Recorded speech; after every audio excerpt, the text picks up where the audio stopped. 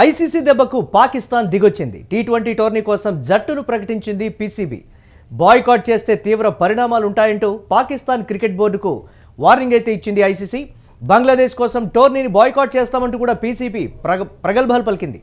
ICC వార్నింగ్తో తోకముడిచింది Pakistan. దీనికి సంబంధించి మరిన్ని అప్డేట్స్ కరెస్పాండెంట్ వెంకట్ అందిస్తారు. వెంకట్, అంతర్జాతీయ క్రికెట్లో ఇతర దేశాల ముందు పాకిస్తాన్ పరువు మరొకసారి పోయినటువంటి పరిస్థితి, మాటలు మాట్లాడినంత ఈజీ కాదు అనేటువంటి వెర్షన్ ప్రాబుల్స్ని అయితే టీ20 వరల్డ్ కప్కి అయితే ప్రకటించినటువంటి పరిస్థితి ఎలా చూడాలంటారు?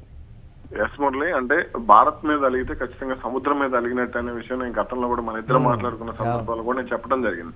అంటే బంగ్లాదేశ్ ఈ విషయానికి సంబంధించి, అంటే భారత్ బంగ్లాదేశ్ దేశాల మధ్య నెలకొన్నటువంటి పరిస్థితులకు సంబంధించి కొంత బంగ్లాదేశ్ పట్టుదలగా వ్యవహరించడం, అంటే హిందువుల మీద దాడులు జరుగుతున్నప్పటికీ కూడా తాము మంచి వాళ్ళమే, తాము సౌమ్యులమే అని చెప్పుకునేటువంటి ప్రయత్నం బంగ్లాదేశ్ చేయడం, ఇవన్నీ కూడా మనం చూస్తూనే వచ్చాం. ఇక అంటే ఐసీసీ భుజాల మీద తుపాకీ పెట్టి భారత్ ను బెదిరించే ప్రయత్నం చేయడం, ఇవన్నీ కూడా కొంత హాస్యాస్పదంగానే మారినటువంటి పరిస్థితి ఉంది. అయితే దీనికి సంబంధించి భారత్ కూడా కొంత ఘాటుగానే రియాక్ట్ అవుతూ వచ్చింది. అంటే సైలెంట్ గా ఉన్నప్పటికీ కూడా భారత్ నుంచి వెళ్లాల్సినటువంటి సమాధానం ఐసీసీ నుంచి వెళ్తూనే ఉంది.